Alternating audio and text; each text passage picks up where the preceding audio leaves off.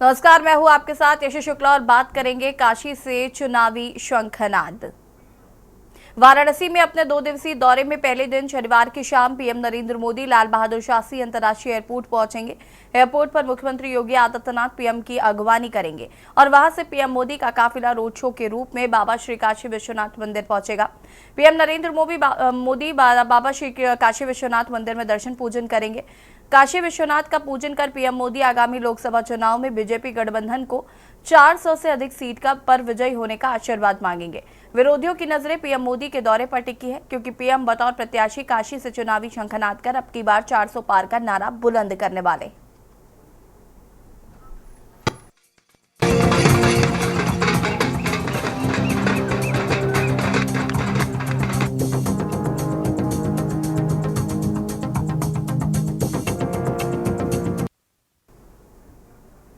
देश में होने वाली लोकसभा 2024 के चुनाव की अधिसूचना से पहले प्रधानमंत्री नरेंद्र मोदी अपने संसदीय क्षेत्र वाराणसी में आज होंगे।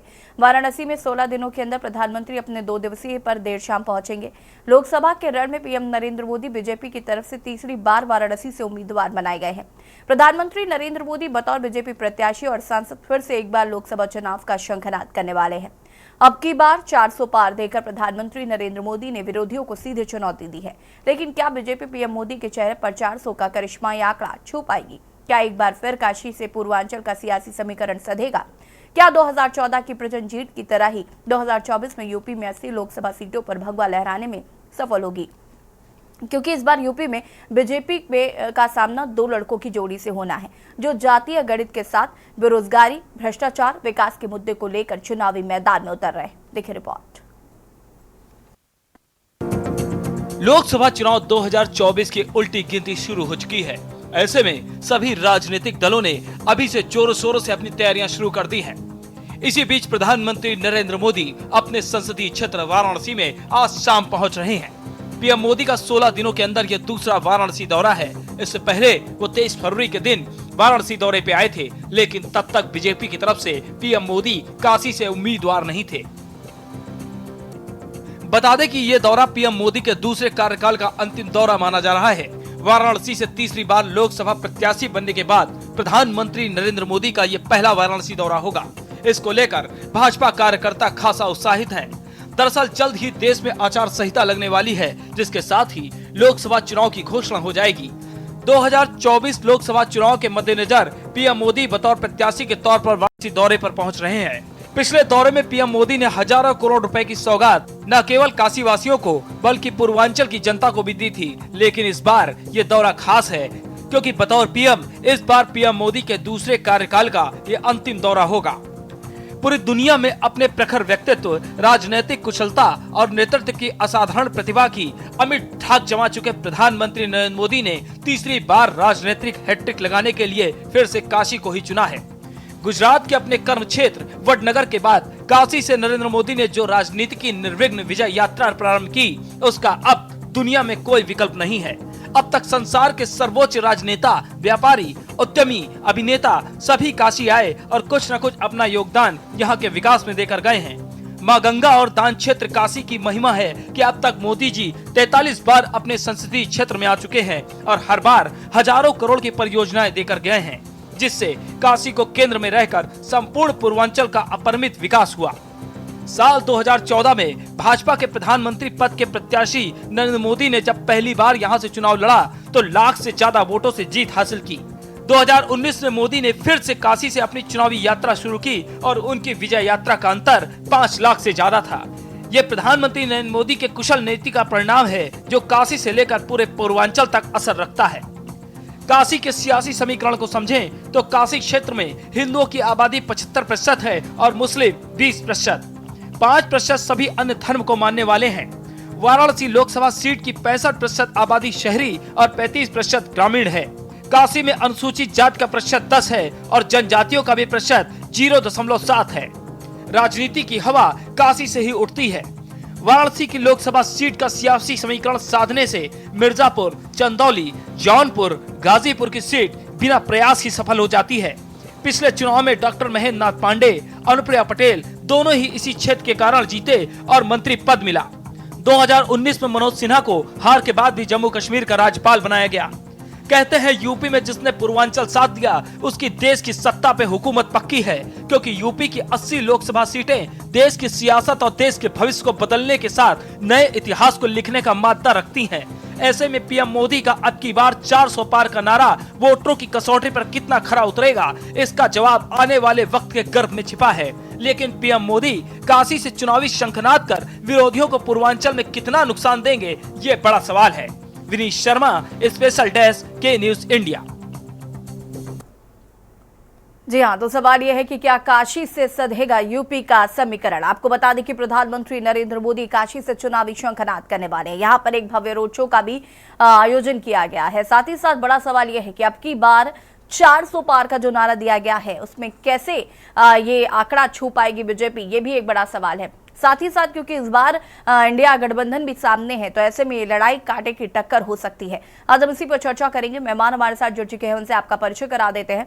आजम खान, सपा प्रवक्ता, हमारे साथ जुड़ चुके हैं। कृष्णा पंडित, वरिष्ठ पत्रकार, हमारे साथ जुड़ चुके हैं। मनदीप सिंह, बीजेपी नेता, हमारे साथ जुड़ चुके हैं। आप सभी का बहुत बहुत स्वागत है। सबसे पहले शुरुआत मनदीप सिंह जी से करेंगे। मनदीप जी, अब की बार 400 पार एक बड़ा आंकड़ा रखा गया है सामने, लेकिन सवाल ये है कि इस बार इंडिया गठबंधन से आपकी लड़ाई है। देखिए, भारतीय जनता पार्टी का कार्यकर्ता कभी भी किसी आंकड़ों से नहीं डरता। हमने 2 से अपनी शुरुआत की थी और आज हम कहां पहुंचे हैं। तो माननीय प्रधानमंत्री जी ने कुछ सोच के, कुछ देख के और आज की जो परिस्थितियां हैं, जो आम जनमानस की भावना है, उसके मद्देनजर ये 400 का आंकड़ा रखा गया है और हम इससे भी आगे जाएंगे। बिल्कुल मनदीप जी, चुनावी शंखनाद वाराणसी से प्रधानमंत्री करने वाले हैं और वाराणसी को ही उन्होंने चुना, और जिस दिन से वाराणसी को उन्होंने चुना इसके बाद लगातार उन्होंने जीत हासिल करी है। और इस बार भी क्या लगता है? इस बार भी कोई शंका नहीं है। शंका तो उनके मन में है जो उनके सामने आने से डर रहे हैं, जो उत्तर प्रदेश छोड़ छोड़ के भाग रहे हैं। माननीय मोदी जी तो हमेशा 43 बार, कोई भी प्रधानमंत्री अपने क्षेत्र में 43 बार कभी गया होगा? आपकी ही रिपोर्ट कहती है 43 बार अपने क्षेत्र में जाने का मतलब अपनी जनता से भी जुड़े हैं, अपने लोकसभा क्षेत्र के क्षेत्रवासियों से जुड़े हैं और इस देश की जनता का उनका अपार लोकप्रिय हो जो है और अपार प्यार मिल रहा है, अपार आशीर्वाद मिल रहा है, कोई शंका नहीं है। आजम खान जी, कैसे देख रहे हैं प्रधानमंत्री के इस दौरे को? एक चुनावी शंखनाद, एक बड़ा चुनावी शंखनाद आज प्रधानमंत्री करेंगे और कहीं ना कहीं जो अब की बार 400 पार का नारा है उसे कैसे देख रहे हैं? समाजवादी पार्टी और इंडिया अलायंस का जो है वो बहुत ही मजबूती से चुनाव लड़ रहा है और जो जनता के जमीनी मुद्दे हैं उस पे हमारा ध्यान है, चाहे वो किसान हो, नौजवान हो, बेरोजगार हो और कानून व्यवस्था हो। कानून व्यवस्था की एक छोटी सी मिसाल मैं देना चाहूंगा। अभी हमीरपुर में 2 युवतियां आत्महत्या कर लेती हैं और उसके पिता को भी इतना परेशान किया जाता है कि वो भी आत्महत्या करने के लिए मजबूर होता है। वो ऐसी सरकार जो कहती है कि 0 टॉलरेंस की सरकार, यह आपके भी संज्ञान में है और शायद भाजपा प्रवक्ता की भी संज्ञान में है। दूसरी बात मैं कहना चाहूंगा कानून व्यवस्था पे, वही बनारस से सटा हुआ जौनपुर है और जौनपुर में भाजपा के जिला महामंत्री की दिन दहाड़े गोली मार के हत्या हो जाती है और उसके बाद भी ये कहेंगे कि 0 टॉलरेंस है। ठीक है, तो 2 सवाल है मेरे भाजपा प्रवक्ता, अगर इसका अच्छा जवाब दे देंगे तो मुझे बहुत खुशी होगी। तीसरी बात मैं कहना चाहता हूँ, क्या बनारस क्वेटो बन गया? क्या 43 बार प्रधानमंत्री के आने के बावजूद हजारों करोड़ों अरबों रुपए का शिलान्यास होता है लेकिन बनारस क्वेटो नहीं बनता है? क्या आप मानेंगे कि बनारस आज क्वेटो बन गया है? तो ये सब इनके चुनावी जुमले हैं और चुनावी जुमलों से भारत की जनता पिछले 10 सालों से अच्छी तरह से अब वाकिफ हो चुकी है। वो भाजपा के किसी प्रोपगंडा में इस बार फंसने वाली नहीं है, चाहे वो 2 करोड़ के रोजगार के सालाना की गारंटी हो, चाहे युवाओं को नौकरी देने की गारंटी हो, किसानों को आय दुगनी करने की गारंटी हो, 15 लाख रुपए प्रति व्यक्ति प्रति खाता देने की गारंटी हो। ये सारी गारंटियां जुमला साबित हुई हैं। तो इसलिए हमें उम्मीद है और इंडिया अलायंस की उम्मीद है, हमारे राष्ट्रीय अध्यक्ष अखिलेश यादव जी पूरी तरह से इस बार चुनावी संघनाद कर चुके हैं ये लोग, और ये बौखलाई और घबराई हुई भाजपा छोटे दलों को तोड़ने का काम कर रही है। चाहे आप उत्तर प्रदेश में आरजेडी की बात कर लें, और प्रदेशों में भी आप देख लें तो ये हमारे लोगों को तोड़ के अपने तरफ लाना चाहते हैं। अगर आपको 400 पार का अपना अहंकार है तो क्या जरूरत है ऐसे छोटे छोटे नेताओं को, जिनको आपकी इंडिया अलायंस के लोगों को आप कहीं ईडी, कहीं सीबीआई, कहीं इनकम टैक्स, कहीं एसटीएफ और कहीं प्रलोभन, कहीं मंत्री पद, कहीं एमएलसी पद, कहीं राज्यसभा पद देके लाने की क्या जरूरत पड़ी है। तो कुल मिला जुला के लगता यही है कि वर्तमान भाजपा सरकार जो इस टाइम है उसके जाने का समय आ गया है और ये किसान, दलित, अल्पसंख्यक, बेरोजगार इनकी अंतिम यात्रा में सहयोग करेंगे। ठीक है, वरिष्ठ पत्रकार कृष्णा पंडित जी का रुख करेंगे और फिलहाल यहाँ पर बात कर रहे हैं हम काशी से चुनावी शंखनाद की और चर्चा को आगे बढ़ाएंगे। उससे पहले रुकेंगे एक छोटे से ब्रेक के लिए। चल हाजिर होते हैं। आप देख रहे हैं के न्यूज, खबरों का सारथी। मर्यादा पुरुषोत्तम प्रभु श्री राम के बाल विग्रह की प्राण प्रतिष्ठा का साक्षी बना सप्तपुरियों में प्रथम श्री अयोध्या धाम। राम लोक की स्मृतियों में, पर्वत से लेकर परंपराओं में सर्वत्र समाये हुए हैं।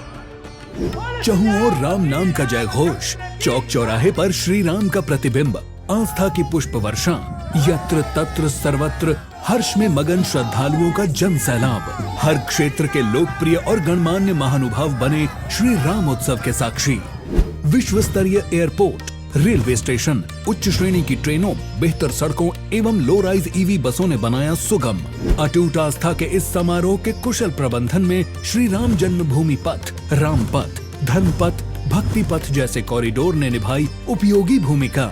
श्री राम उत्सव, राष्ट्र की चेतना को नया विस्तार। आप देख रहे हैं के न्यूज, खबरों का सारथी।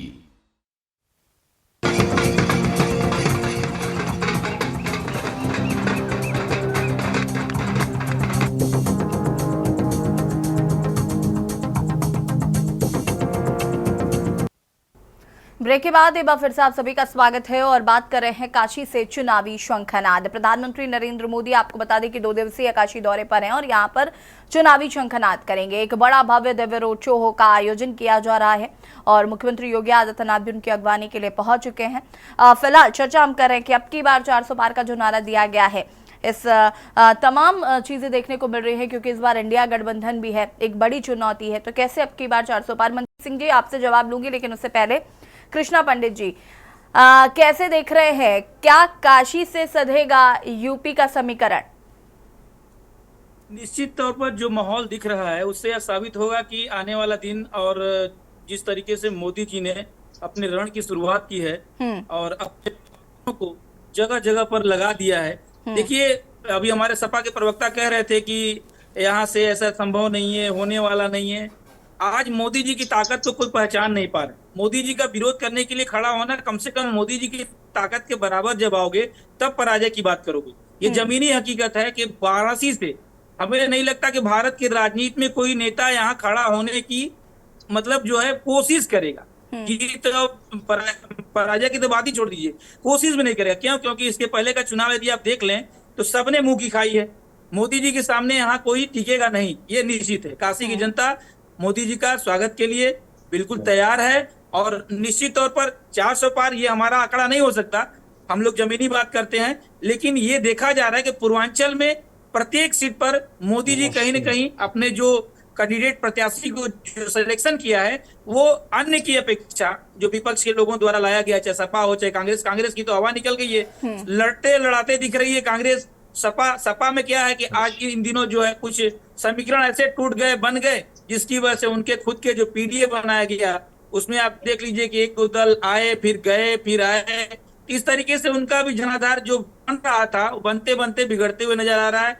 जबकि भाजपा आज मंत्री प्रलोभन की बात हो या छोटे छोटे राजनीतिक दलों को जोड़ करके अपनी टिकट को मजबूत करना और वोटों को बढ़ाना, ये कैसे किया जाता है। देखिए, इतनी बड़ी पार्टी हो करके भी छोटे छोटे लोगों से झुक करके ताल्लुकात करके उनको अपने साथ ले करके चलना, राजभर जैसे लोगों को ले लिया गया। आप सोचिए, ये क्या है, देखिए संसाधन का प्रयोग वही करता है जिसके पास संसाधन होते हैं। आज संसाधन होते हुए भी यदि आप प्रयोग नहीं कर पा रहे तो निश्चित तौर पे आप असफल माने जाते हैं। अब मोदी जी के सामने लड़ना ये बहुत बड़ी चुनौती है। अब काशी की जनता आप जानती है कि 65% आबादी हिंदुओं की है, अन्य आबादी मुस्लिम की 10%, 5% अन्य आबादी है।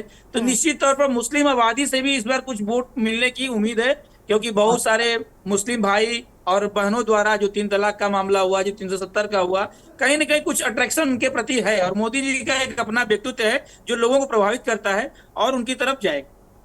ठीक है मनदीप सिंह जी, अभी इससे पहले जो आजम खान कह रहे थे उन पर जवाब दीजिए जरा, उसके बाद आजम खान जी अब आपके पास आते हो। देखिए, बौखलाहट तो विपक्ष में दिखाई दे रही है। वो हमको कहते हैं कि हम प्रलोभन दे रहे हैं। हमारे पास संसाधन है, हमारे साथ लोग जुड़ना चाह रहे हैं। मोदी जी की गारंटी और मोदी जी में जो लोगों का विश्वास है उसके साथ लोग जुड़ रहे हैं। उनके साथ जो विश्वसनीयता मोदी जी की होती जा रही है उससे लोग जुड़ना चाह रहे हैं। ऐसा नहीं, ये अपने लोगों को रोक नहीं पा रहे हैं और हमको कह रहे हैं कि आप प्रलोभन, आप अपने लोगों को रोकिए ना। आप आज आपके पास जो नेता थे, आपके बड़े बड़े कद्दावर नेता थे, आज आपकी नजर में वो छोटे नेता हो गए। ये इज्जत आपके, ये सम्मान आप दे रहे हो।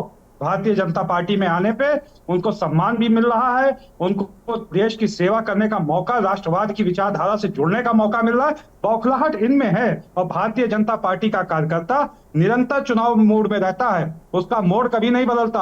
हाँ ठीक है कि आज आपकी नजर में वो शंखनाद हो रहा होगा, लेकिन हमने 5 साल नहीं 10 साल चुनाव लड़े हैं। हम 10 साल बूथों पे सक्रिय रहे हैं। हम लोगों के बीच में अगर कोई पार्टी का कार्यकर्ता दिखाई देता है कहीं, तो केवल और केवल भारतीय जनता पार्टी का ही कार्यकर्ता दिखाई देता है। विपक्ष का कोई आदमी कहीं भी कोई कार्यकर्ता दिखाई नहीं देता है कि लोगों की पीड़ा सुन रहा हो, लोगों के बीच में जा रहा हो, लोगों के काम करा रहा हो या लोगों की जनसेवा के लिए जुड़ा हो।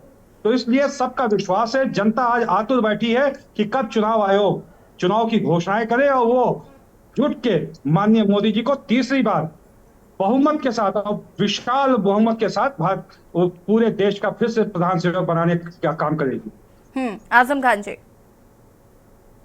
मैडम ये बड़ी बड़ी बातें तो कर रहे हैं। जो छोटा सा सवाल मेरा था कि बनारस के बगल में ही कल दिन दहाड़े इनके जिला महामंत्री की हत्या कर दी जाती है, इस पे ये बोलने को तैयार नहीं है। हमीरपुर के केस पे ये बोलने को नहीं तैयार है, जहां लड़कियां तो आत्महत्या करती हैं, उनका पिता भी दबाव और प्रशासन और तमाम दबंगों के दबाव में वो भी आत्महत्या कर लेता है। इस पे ये बोल नहीं रहे। और ओपी राजभर जी को जो इन्होंने अभी मंत्री पद दिया है, ये प्रलोभन नहीं तो और क्या है? क्यों नहीं बिना बनाए आप लोकसभा चुनाव तक ओपी राजभर जी को मंत्री ना बनाते, तब देखते कि ओपी राजभर जी आपके साथ कितनी देर तक खड़े हैं। ऐसा तो आपने नहीं किया। डर के मारे जब उन्होंने कह दिया कि राजपाट नहीं मिलेगा तो मनदीप सिंह जी, कानून व्यवस्था पर सीधे सीधे सवाल उठा रहे आजम खान जी। दो बड़े सवाल हैं। और क्या तीसरा सवाल है, क्या वाराणसी कोर्टो बन गया? जो सीधे सवाल है उस पर जवाब देते तो अच्छा था। और जो प्रोपेगेंडा की राजनीति है, ये तो हम लोग सुनते आए हैं पिछले 10 सालों से। उस पे मेरा सवाल नहीं है। हमारा सवाल सीधा सीधा है, क्या वाराणसी कोर्टो बन गया? और जो हमीरपुर के पिता ने आत्महत्या कर ली, क्या वो उचित है? मनदीप सिंह जी, क्या वाराणसी या काशी का नाम बदल के क्योटो कर दिया जाए तब इनको विश्वास होगा कि क्योटो बन गया कि नहीं बन गया? क्या ये है? मैं आप में नहीं बोला, माननीय अहमद साहब, मैं आपके में नहीं बोला। आपके जब आएगा आप बोल लीजिएगा। बिल्कुल, हम लोग डिबेट में बैठे हैं, आप अपनी बात कहोगे, मैं बिल्कुल आपकी बात सुनने के लिए बैठा हूं। आपका काम है, आप आरोप लगाओगे, मैं उसका जवाब दूंगा। हम कह रहे हैं कि क्या वहां की जनता से आप रूबरू हुए? आप उस जनता के बीच में जाइए। आपके नेता आते हैं, आपके इंडिया अलायंस के जो नेता आते हैं, राहुल गांधी, वो तो काशी को कह के जाते हैं कि वहां के लड़के, वहां के नौजवान सड़कों पे शराब और नशे में धुत होकर। आप क्या कहना चाहते हो? कभी आप सनातन को गाली देते हो, कभी नौजवानों को गाली देते हो, कभी जो काशी की मूलभूत विचारधारा रही है उसको, काशी संतों का, महंतों का, सबका वो जिला रहा है, जनपद रहा है। वहां के लोग, युवा, हमेशा आप वहां की, आपने होली देखी होगी, आप काशी कॉरिडोर देख लीजिए। आज दूर दूर से नेता आ रहे हैं, बड़े बड़े राष्ट्र के आपके नेता आ रहे हैं, लोग घूमने जाते हैं, देखने जाते हैं। क्या आपके समय में ऐसा हुआ?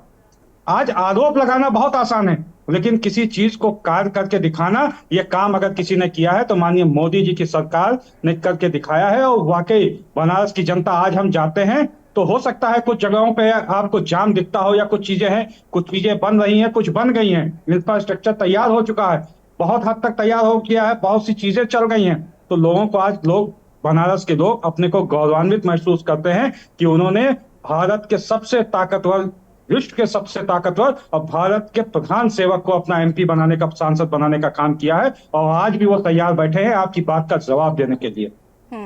आजम जी, हमें लगता है कि भविष्य में, अभी जल्दी में ये काशी गए नहीं है। मैं अभी 2 तारीख को ही काशी से होके आया हूँ। मैंने सारी चीजें देखी है। हम कुछ लोग अभी फ्लाईओवर्स अयोध्या और के कुछ, दर्शन कर रहे थे, भगवान प्रभु श्री राम के अयोध्या के सुनिए, दर्शन में कुछ हम लोग कुछ लगे थे, चीजों के तो हम कुछ लोग उसमें चीजों के भी। कुछ फ्लाईओवर्स और कुछ कॉरिडोर्स बना दिए गए, लेकिन जो मूल शहर है, जिस शहर के डेवलपमेंट की बात कही गई थी, वो वैसे का वैसा ही पड़ा हुआ है। जो चमक धमक, यानी जो इंडिया शाइनिंग 2004 में कहा गया था, वही चमक धमक दिखा के और 2024 में विकसित भारत का नारा दिया गया है। तो जो ऐसे 2004 में इंडिया शाइनिंग का नारा इनका खुश हो गया था, उसी तरह से विकसित भारत का नारा भी चलने वाला नहीं है। हमारे सवाल वही है। अभी आपने सिपाही भर्ती में देखा होगा कि बेरोजगारी का स्तर क्या चरम है उत्तर प्रदेश में। 60,000 भर्तियों के लिए 60 लाख लोग सड़कों पे थे, ऊपर से वो भर्ती हो नहीं सकी। तो क्यों नहीं हो सकी? क्योंकि सरकार की या तो मंशा नहीं थी, या सरकार की कानून व्यवस्था इतनी लचर है कि जो पेपर लीक करने वाले लोग हैं उनका मन बढ़ा हुआ है। लगातार 2017 से पेपर लीक हो रहे हैं, और गरीब किसान का, गरीब परिवार का, गरीब दलित का बच्चा सेंटरों पे जाता है, लेकिन दूसरे दिन क्या पता चलता है, बड़े मुश्किल से मैंने इम्तिहान दिया था और इम्तिहान हुआ नहीं।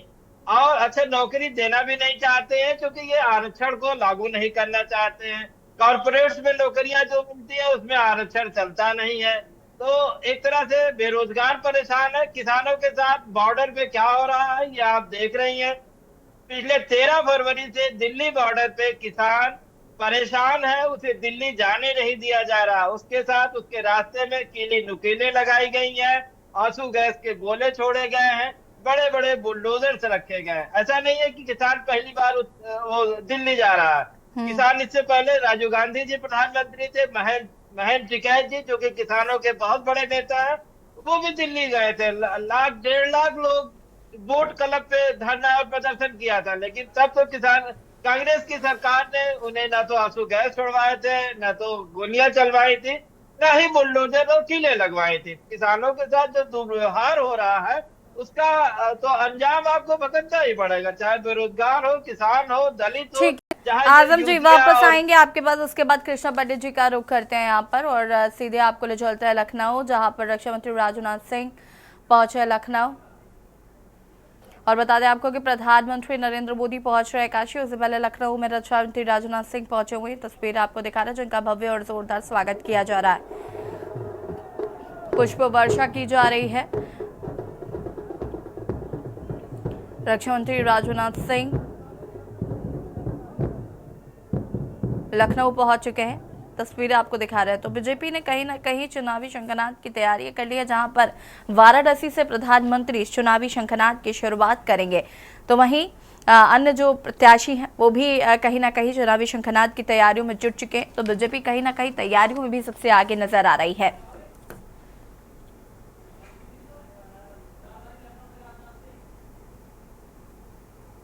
और ये सीधी तस्वीरें आपको दिखा रहे हैं हम।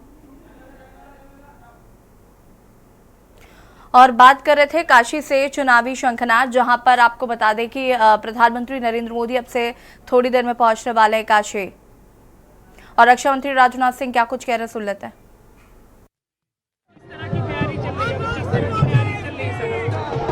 नहीं, इस बार पुनः मोदी जी के नेतृत्व में एनडीए की सरकार बनेगी।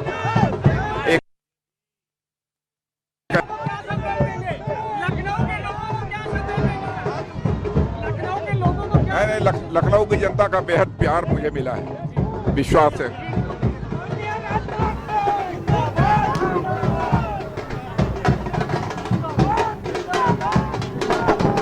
राजनाथ सिंह आपको बता दें कि लोकसभा सीट से चुनावी हुंकार भरेंगे, और यहां लखनऊ पहुंचे हुए उनका किस तरीके से बता दें कि प्रत्याशी घोषित होने के बाद पहली बार राजधानी लखनऊ पहुंचे हैं और यहां पर उनका भव्य स्वागत किया जा रहा है, पुष्प वर्षा उन पर की जा रही है। और आपको बता दें कि अब से थोड़ी देर में प्रधानमंत्री नरेंद्र मोदी भी काशी पहुंच रहे हैं। और बात कर रहे हैं काशी से चुनावी शंखनाद, और कृष्णा पंडित जी का रुख करना चाहूंगी। कृष्णा जी, क्या इस बार ये जो महंगाई, बेरोजगारी जैसे मुद्दे हैं जिनको विपक्ष एक बड़ा हथियार मान रहा है, क्या वो उसकी कहीं ना कहीं नजर आएगा, उसकी नजीर नजर आएगी कि क्या वाकई ये एक बड़े मुद्दे, एक बड़ा चुनावी हथियार होंगे विपक्ष के पास? देखिए, बहुत बड़ा मुद्दा है, लेकिन विपक्ष ने इसको साधा नहीं। अब जब कार्यकाल बीतने वाला है, चुनावी शुरुआत हो चुकी है, चुनावी रण का बिगुल बज चुका है, तो विपक्ष इन मुद्दों को सिर्फ बोलेगा, कहेगा तो उससे कोई मतलब नहीं है। इनके पास पर्याप्त समय था सड़क से सदन तक की यात्रा करने का, विरोध करने का और इन मुद्दों को पब्लिक तक पहुंचाने का। ये लोग कुछ नहीं कर पाए। फेसबुक, ट्विटर के अलावा कहीं लोग दिखे नहीं कि ये विरोध होता। तो आज मैं बता दूं कि जितना पैसा काशी को दिया गया मोदी जी द्वारा, निश्चित तौर पर ये बहुत बड़ा विषय है कि आखिर वो पैसा कहां और किस रूप में खर्चा किया गया। यहाँ के जो स्थानीय विधायक है, जो मंत्री हैं, जो नेता हैं, उनका कोई योगदान यहाँ नहीं दिखता है। यहाँ के लोगों में सिर्फ योगी और मोदी, क्योंकि मोदी जी का भी पसंदीदा यहाँ संसदीय क्षेत्र है, योगी जी का पसंदीदा शहर है, साप्ताहिक नहीं तो पाक्षिक आगमन होता है। कहीं न कहीं यहाँ के जो नेता हैं वो बहुत लचर है, स्थानीय जो नेता है वो बहुत लचर है, और उनका कोई स्थिति नहीं दिखती कि कहीं वो कार्यकाल में हो या जनता के साथ हो। बस योगी और मोदी के सहारे उनकी नैया पार लग रही है। और जितना पैसा काशी को दिया गया, यदि सभी का ढंग से जांच कराई जाए तो बहुत सारे ढोल ऐसे ही बज जाएंगे। आज निश्चित रूप से एक कोटो हो सकता था 40,000 करोड़ रुपया से भी ज्यादा मोदी जी ने दिया सौगात। जब कभी भी आते हैं काशी की जनता को सब चीज देने की कोशिश करते हैं, और बहुत कुछ सुधार भी हुआ है। मैं ऐसा नहीं कहूंगा कि नहीं, कोई काम नहीं हुआ है काशी में। काशी में काफी बदलाव आ चुका है, चाहे रोड ले लीजिए, चाहे मंदिरों का ले लीजिए, बिजली का व्यवस्था ले लीजिए। निश्चित तौर पे पठन पाठन हॉस्पिटल, आज निःशुल्क दवाओं का वितरण, बहुत सारा बदलाव देखा जा रहा है। लेकिन जिस तरीके से मोदी जी का विजन है, योगी जी का विजन है, जितना विकास होना चाहिए उतना विकास हम अपनी नजर से नहीं देख पाते। क्यों? क्योंकि बीच में जो हमारे लोग हैं, जो इनके नहीं कृष्णा जी, लेकिन यही तो मोदी जी और योगी जी अक्सर यही तो कहते हैं कि हमने उन बीच के लोगों को खत्म कर दिया है। तो ये कैसे बीच के लोग खत्म हुए जब अभी भी पैसा भ्रष्टाचारियों के बेटी चढ़ रहा है? तो मैं तो देख पा रहा हूँ कि बीच के लोग खत्म नहीं हुए हैं, बल्कि और जड़ जमा चुके हैं। मनदीप सिंह जी जवाब देंगे इसका। मनदीप जी, ये तो एक बड़ी बात कही जा रही थी ना। मैं कल की घटना बताऊं मैडम, मैं कल की घटना बताऊं। कल विश्वनाथ मंदिर में इतना दूर दूर से 11 लाख लगभग लोग आए थे। मैं स्वयं था वहां पे, और दूर दूर से लोग आए थे। वहां सेवादार के रूप में जो कार्य कर रहे हैं लोग, वो उनको दर्शन कराने के नाम पर लूट रहे हैं। बगल में पुलिस बैठी है, पुलिस की एक अलग व्यवस्था चल रही है। ये कभी इनकी मनमानी, जबरदस्त मनमानी चलती है। इनकी खुद की एक पैरेलल व्यवस्था चल रही है। ये अपने लोगों को वीवीआईपी व्यवस्था देते हैं, ट्रीटमेंट देते हैं। एक आदमी 2-2 दिन से लाइन में लगा है, थका हुआ, पैर नीचे से रगड़ करके बैठ करके जा रहा है। 24 घंटे से वो अपने भगवान के दर्शन के लिए प्रयासरत है। एक व्यक्ति वीवीआईपी प्रोटोकॉल में आता है, उसके 10 लोग आते हैं, जाता है। स्पर्श दर्शन मना होने के बाद कल मंत्री और विधायकों ने बाबा का स्पर्श दर्शन किया, और उसके साथ जो लोग थे वो भी स्पर्श दर्शन किए। अब सोचिए ये क्या है? नियम कानून सिर्फ आम जनता के लिए है, और जो वीवीआईपी प्रोटोकॉल से चल रहा है हमें लगता है वो सिर्फ एक कानूनी जुमला है, और उससे ज्यादा कुछ नहीं। ठीक है मनदीप सिंह जी। जी, ऐसा नहीं है। शिवरात्रि का पावन त्योहार था, सबकी श्रद्धा होती है बाबा विश्वनाथ के दर्शन करने के लिए। हाँ, कहीं अगर प्रोटोकॉल तोड़ा गया होगा या कहीं कुछ इस तरीके की संज्ञान में आएगा तो जरूर वहां का शासन प्रशासन और माननीय योगी जी के नेतृत्व वाली सरकार है, इसमें कहीं भी कानून व्यवस्था को लेकर कोई हीला हवाली नहीं, कहीं किसी तरह की कोई कोताही नहीं बरती जा रही है। हाँ, अगर कुछ संज्ञान में आएगा उनके, जो भाई साहब कह रहे हैं, हमारे कृष्णा जी कह रहे हैं, तो कहीं वीडियो रिकॉर्डिंग का निरीक्षण करा लिया जाए तो आप स्वयं जानेंगे कि कितने वीवीआईपी और कैसे वो जाकर स्पर्श दर्शन कर रहे हैं। ये सारा उपलब्ध है। सिर्फ रिकॉर्डिंग सरकार मंगवा लेगी तो एकदम फुल कराएगा कि देखिए एक आदमी 4 किलोमीटर पैदल लाइन में लगा हुआ है, एक आदमी वीवीआईपी प्रोटोकॉल में 2 मिनट में आता है, सबको खड़ा कर दिया जाता है, फिर 15 मिनट तक के लिए। सोचिए, एक बहुत बड़े नाम तो मैं नहीं लेना चाहूंगा राष्ट्रीय चैनल पे, आते हैं 35 मिनट के लिए, गर्भगृह को बंद करके उनका पूजन कराया जाता है। कल के दिन बताइए, ये व्यवस्था है। ऐसी व्यवस्था को हम लोगों को निश्चित रूप से दूर करना मनदीप पड़ेगा। जी बताइए नहीं, जरा, आम जन से जो विश्वास अब क्या है जो भगवान भी शक्ल देख के दर्शन देंगे क्या? वीवीआईपीज के लिए अलग व्यवस्था, उनका क्या जो मतलब दो एक एक रात से खड़े हैं और इतनी लंबी लंबी लाइनों में, समझ सकती हूँ ये कष्ट, लेकिन फिर भी लोग बाबा की एक झलक पाने के लिए पहुंच रहे हैं और आप वीवीआईपीज आते हैं, स्पर्श करते हैं, चले जाते हैं। ये व्यवस्था तो कहा गया था हमने सुधार दी है, फिर कैसे ये सब सामने आ रहा है? अब इस पर तो गहन चिंतन आप ही को करना पड़ेगा ना, अगर चुनाव सर पे हैं तो। मनदीप जी, लोगों का अपार श्रद्धा है बाबा विश्वनाथ जवाब के लिए। दीजिए, जवाब वो नहीं निश्चित मिल रहा है तौर पे क्या? भूखे प्यासे निरुत्तर हो गए हैं आप। नंगे पैर वहां बैठकर इंतजार करते हैं कि किस तरीके से बाबा का दर्शन हो जाएगा। चलिए ठीक है, Krishna ji hold on please. Randeep जी फटाफट जवाब दीजिए, वक्त की कमी है हमारे पास। सही है, मैं भी आपकी कृष्णा जी की बात से सहमत हूँ कि ऐसे दिन इस तरीके की कोई भी बात नहीं होनी चाहिए थी, और जिन लोगों ने किया है उनको भी सोचना चाहिए वीआईपी भगवान विश्वनाथ, बाबा विश्वनाथ के ही आशीर्वाद से वो वीआईपी अगर अपने को मान रहे हैं, वीआईपी बने हैं। मनदीप जी अगर इतना ही सोच लेते तो जाते क्यों? खैर, वक्त की कमी है। आप सभी का बहुत बहुत शुक्रिया चर्चा में शामिल होने के लिए। हाँ, फिलहाल प्रधानमंत्री नरेंद्र मोदी का काशी से चुनावी शंखनाद। आपको बता दें कि अब से थोड़ी ही देर में प्रधानमंत्री काशी पहुंचने वाले हैं, जहां से वो चुनावी आगाज करेंगे। अब की बार 400 पार का नारा प्रधानमंत्री ने दिया है। फिलहाल खास पेशकश में इतना ही। देखते रहिए के न्यूज़ इंडिया। नमस्कार।